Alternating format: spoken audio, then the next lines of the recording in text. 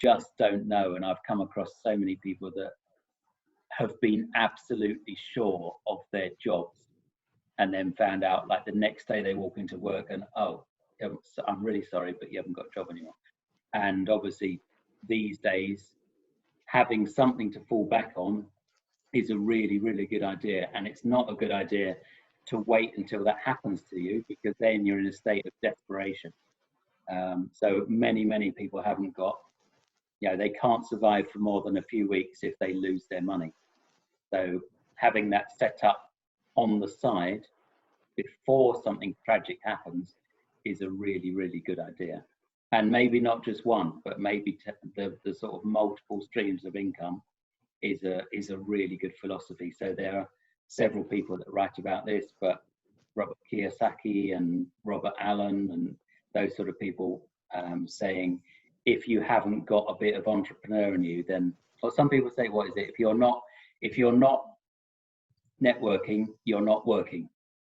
So, or you may not be working in the future. So one thing is for certain, I mean, I teach piano and you'd think that's the most personalized job in a way, but on the internet, you can learn, quote, you can learn to play the piano in 3 weeks or whatever with some computer program or modules. And that is the way the world is going, is towards automation. So having something like that is a very, very sensible move. Okay, that's all I'm going to say. Mm-hmm. Be here all night while I make stuff up as I go along. B vitamins. Do you want to say anything? I've got a few notes. Well, let's do it together then. So, yeah. I mean, they are several functions, haven't they? So they are what keeps you biochemically flexible, and they help with a process called methylation. So that's just sort of adding or taking away little CH3 groups to molecules. So for instance, the way you turn noradrenaline into adrenaline, if something suddenly frightens you, if you're not biochemically flexible, you're not able to react like that. So those reactions are happening obviously millions of times a second. And the other big thing, or one other big thing about B vitamins is the ability to convert a substance called homocysteine back to harmless substances or off to useful substances. So it can go off and help to form glutathione and other really useful things. But if you haven't got enough B vitamins, then you can accumulate homocysteine in the bloodstream, and then it's an irritant, basically. It's an irritant. So it kind of just irritates all the time. The blood's going through the arteries, it's kind of irritating the arterial walls, and actually the beginning of heart disease, or some forms of heart disease, may well be that.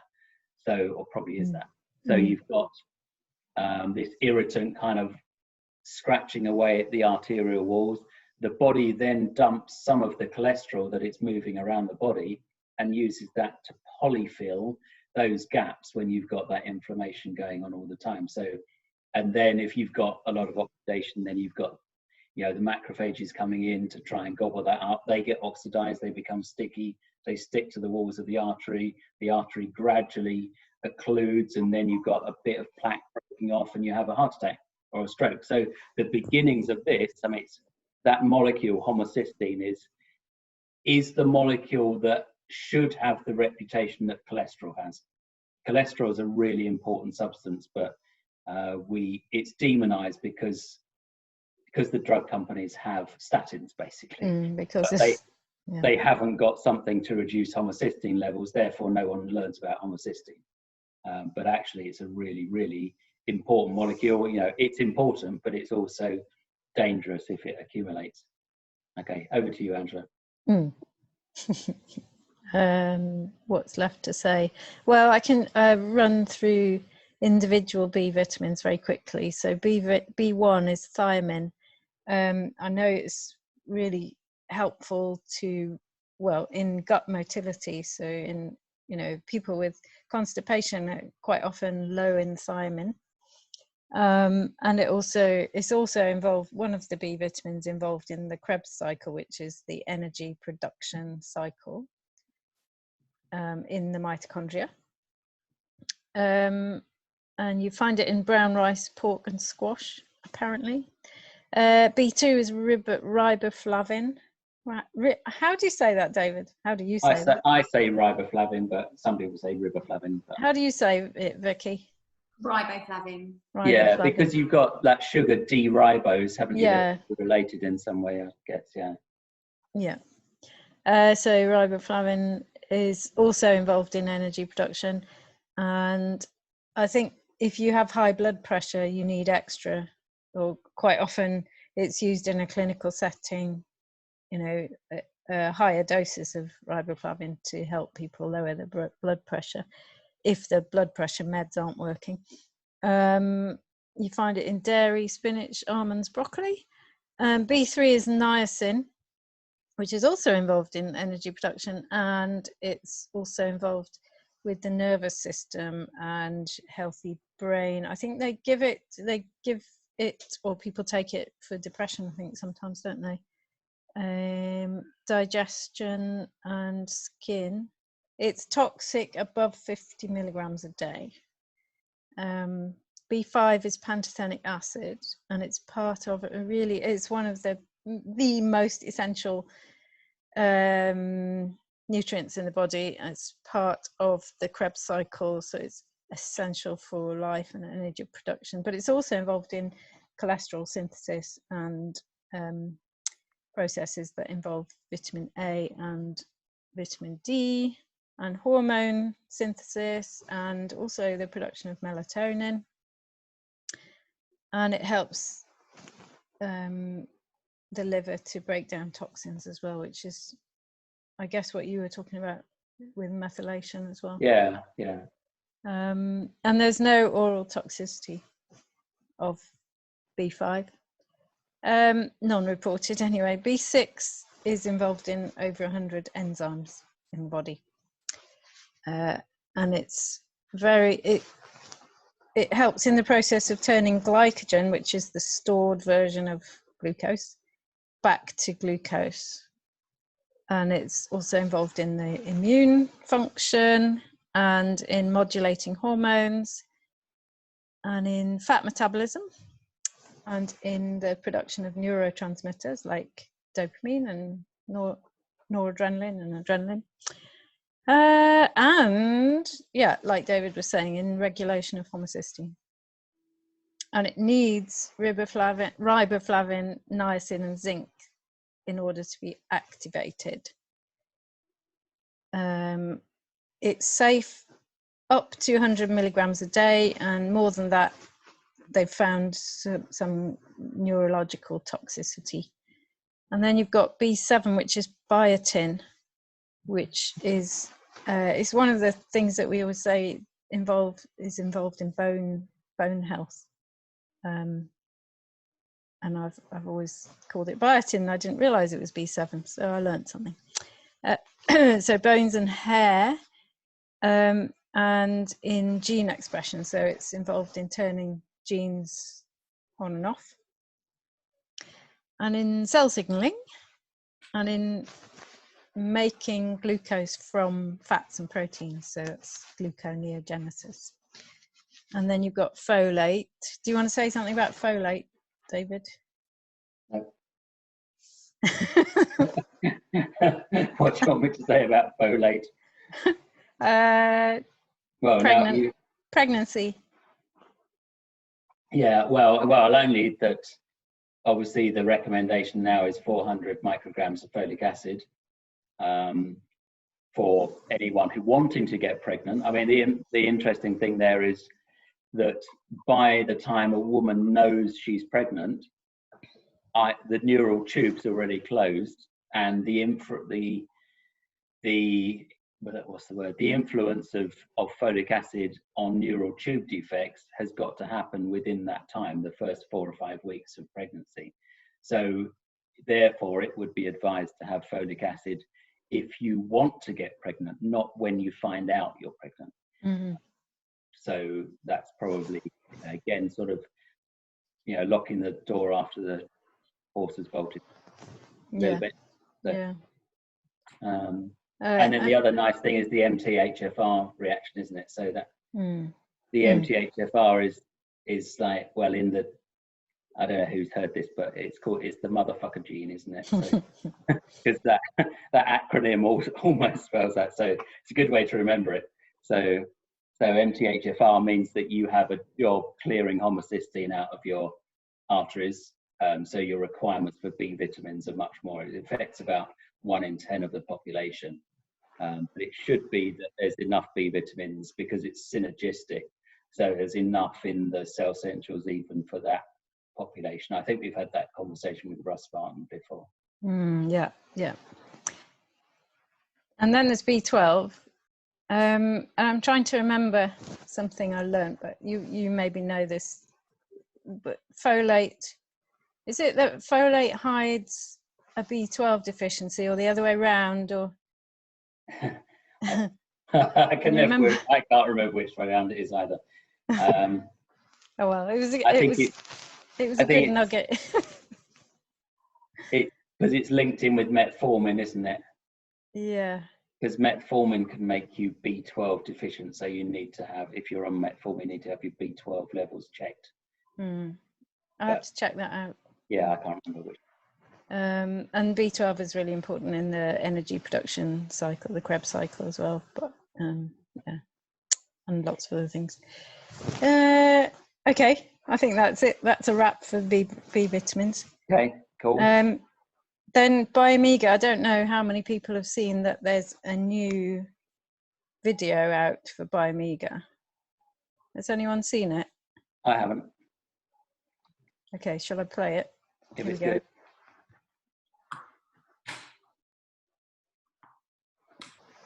Can you hear the sound?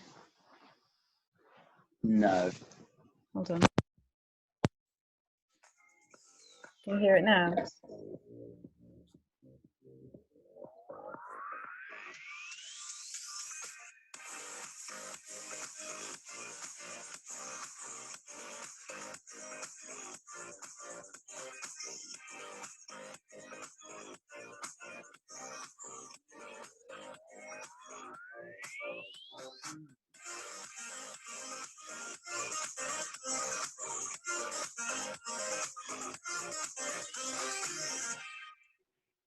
Cool, that's good. Short and sweet. Indeed. And we could definitely spend all evening talking about Biomega. And it's the one thing that people no one argues really. Everyone says you need fish oil. So if you're going to have fish oil, have a fish oil that's really pure.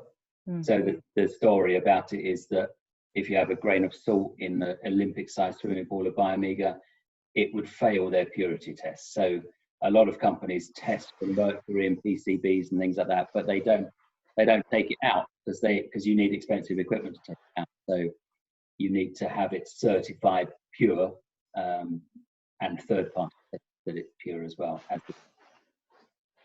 And there was a video came out last week I saw to the US Associate Community Group on Facebook. Don't know whether either of you saw that, David. No. No. Johnny Tan, who's one of the scientists, he just did 25 minutes on Biomega. Oh, wow. What makes Biomega different from most other fish oils out there. And it's quite interesting because he looked at the ingredients label and he talks about the doses, the daily doses being 2,000 milligrams. And he's saying, actually, people will look at other products and say, well, it's the same. But he said, that's the wrong thing to look at. He said, you want to be looking at the EPA and DHA levels. And that's what makes USANA different to other products. Yeah. So only 25 minutes, but worth a listen. Excellent. Where did you find that, James? Just on my Facebook feed. Somehow I must be part of the US Associate Community. I don't know how, but it pops up on that. Right. I can I'll see if I can find it, and I'll try and send you a link or tag you and see if you've got access to it. Thanks. That would be that would be awesome. Thank you. If you put it in the group, and Vicky, if you're not a member of that associates group, I think you can just ask to join, and you should be. I'm fine. sure of some. I need to double check. I can't remember exactly which.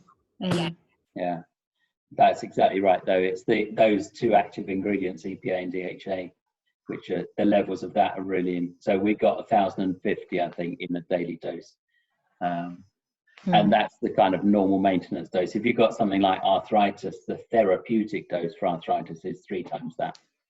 So if you've got, that's just in a way an indication of major systemic inflammation, you could say. So you could say that about a lot of things, that to reduce inflammation you could just take more, whereas to maintain just like that. And we've all got far too much omega-6 in our diet, and it should be sort of 1 to 1 or 1 to 4. About 1 to 2 maybe, between and 3 to 6 and in some, well, a lot of cases people have sort of 15 to 1 of 6 omega-6 to 3, or 20 to 1 even. The average in the UK is 18 to 1, I think. And some people have 100 to 1, so they're massively inflamed. They never have anything healthy, and they just eat things which have got processed oils in them.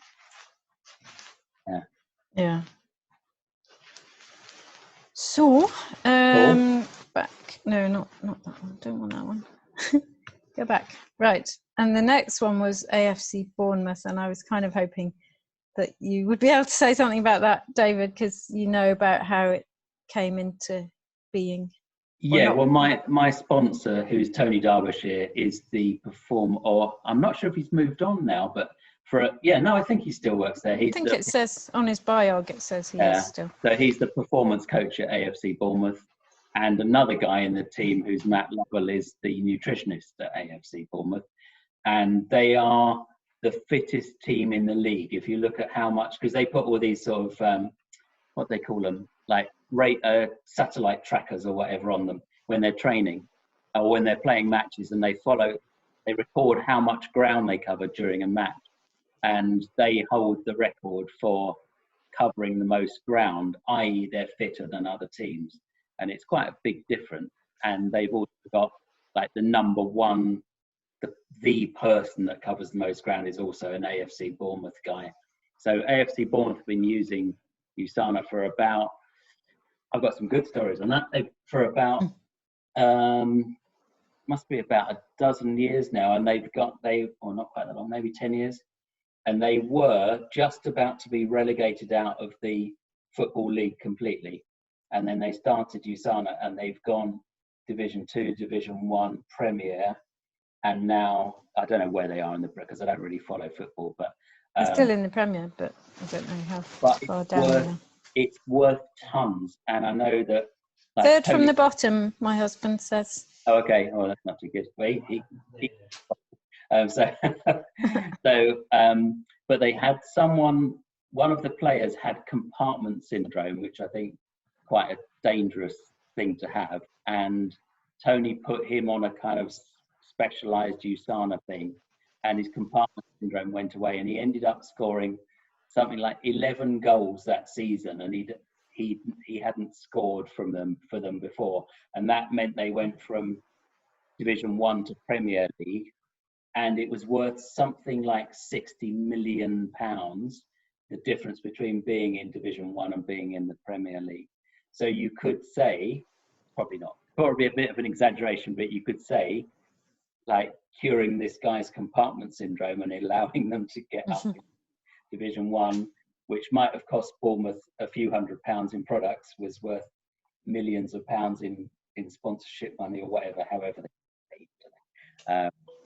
But yeah, interesting. I think this guy's got a stand named after him now or something. I don't really follow football, so I don't know what I'm talking about. But we could get Tony on here one time if you wanted to know more about that. It'd be interesting to have him for an evening, maybe. That'd be good. Yeah. Was did you say Matt Lovell is an ION graduate, or was it somewhere else? He is. Are either of these guys willing to talk to other teams? Because I'm trying to get my local team's Wickham, and they've just been promoted this week into the Championship. Okay. I'm trying to make inroads in there. I've got a couple of contacts. We went into lockdown, and there's various following up. But I'm just thinking now they've earned promotion, I guess they might be more willing to consider options that make them fitter and therefore more likely to stay in the league. Yeah, if we can. I nearly did it at Leyton Orient, so I signed up a few of the players into the team as associates, And I gave a presentation at Leyton Orient. The players were all over it. The manager was all over it. The physios were all over it.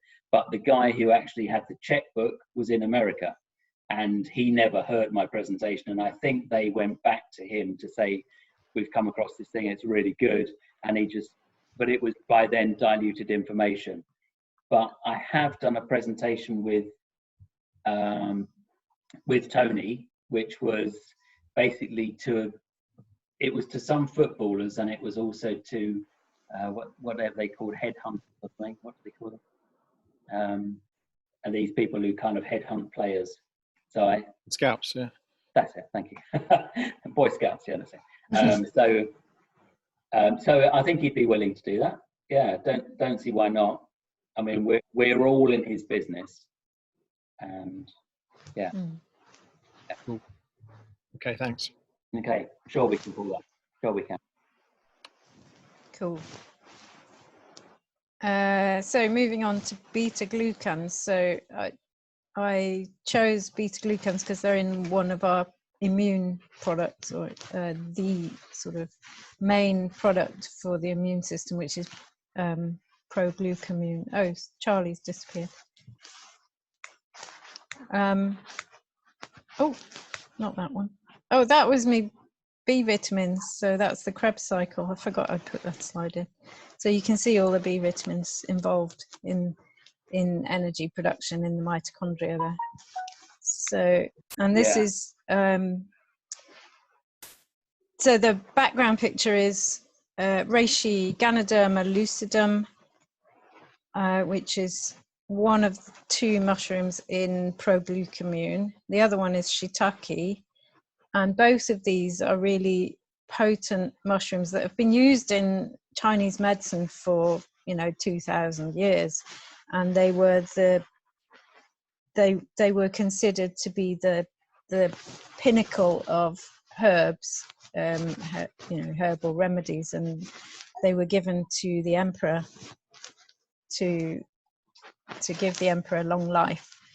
They were actually reishi is actually called the mushroom of immortality, or the herb of immortality.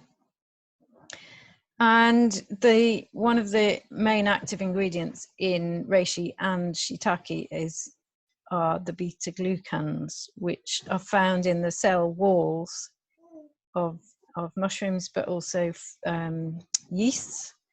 So they also use baker's yeast, which a very sort of highly potent form of baker's yeast, and they extract the beta glucans from that.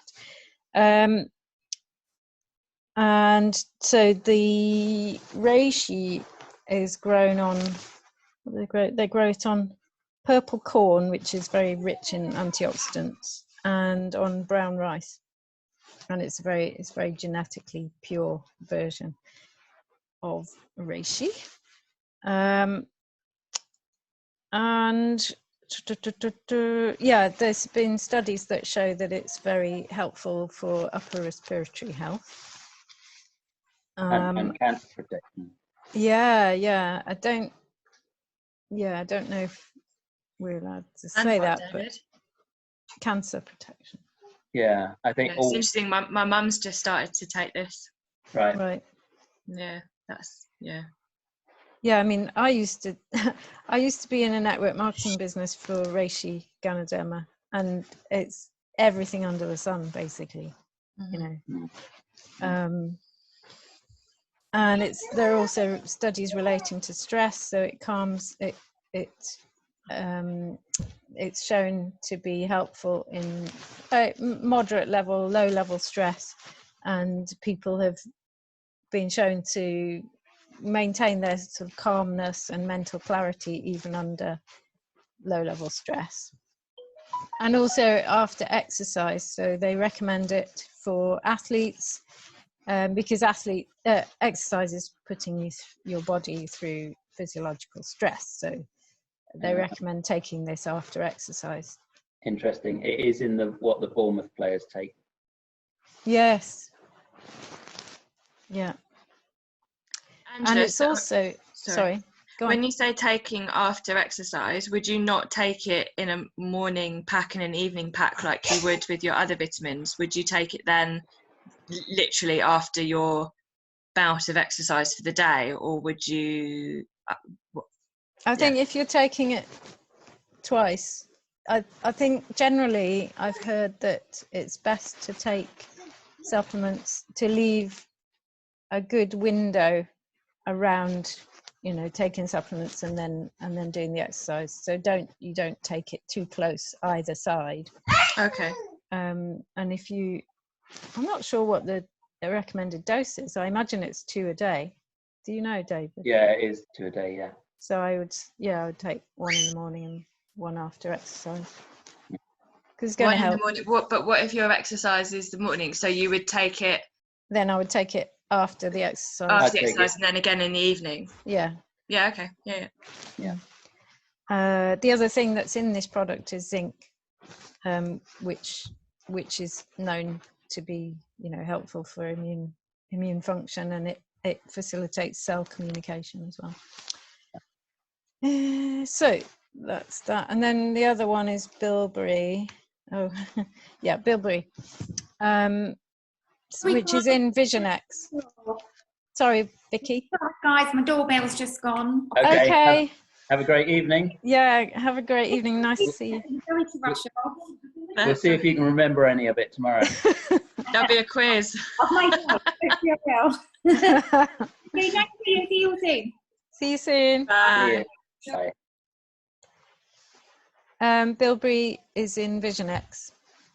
So there've been studies that show that it helps healthy capillaries in the eyes, and it helps oxygenation. That's the anthocyanidins or anthocyanosides, actually, in the bilberry. So good for oxygenation and blood delivery to the eye. And it also sort of mops up free radicals as well in the eyes.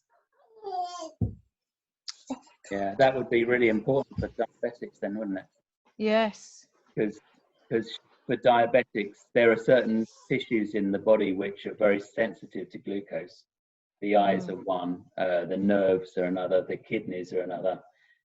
So if you've got a lot of glucose accumulating there and causing free radical damage, would be a great idea to have something which is specifically there to mop those up, as you said. Yeah. So then we've got Business Accelerator Suite, which you get free when you join for, I think, 3 months, depending on the package that you join with. So I'm not entirely sure at the moment whether you get it with 100-point joining. I think 3 months, I think. Yeah, that's what I thought.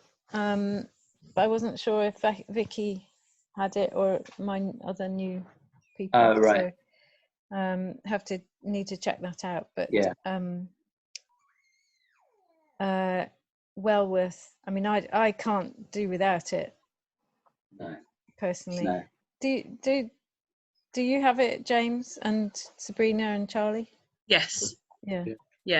I think I heard very early on from somebody who was it might have even been Tom actually, who said you're just not going to get far with the USANA business unless you've got it. Yeah. It just gives you so much insight into your business. It's like it's your back office, isn't it? I mean, how can you run a business without having access to all that information? Yeah. So it tells you about your customers. Do you have it, James and Sabrina? Well, it's just very interesting listening to what you're saying, because I did have it and I was paying for it, and I actually cancelled it off my auto order last month. Just because I felt I'm not getting the value of it, of £11 a month. Okay. I can see if you've got a large business, then absolutely I can see that, yes, it's really, really useful. Yeah. My business is not very large, and it's like I'm thinking I'm saying £11. I'm not using it, I don't think. So well, I'll reactivate it if, as and when my business is a sufficient size that warrants it. Yeah, that's fair enough. I think if you know everything that's going on in your business in your head, then there's no point. I think where I find it really useful is because I have got a lot of customers, but I'm also being given customers by USANA now, because I'm a platinum, and so, you know, it's essential really to get the contact details, and also other associates in my business. I can see how they're doing, and I can let them know, you know, let them know how they're doing and that they're close to a check or whatever, just to give people a boost. And so but yeah, it depends on the size of your business, and definitely worth reactivating once you get a few more customers.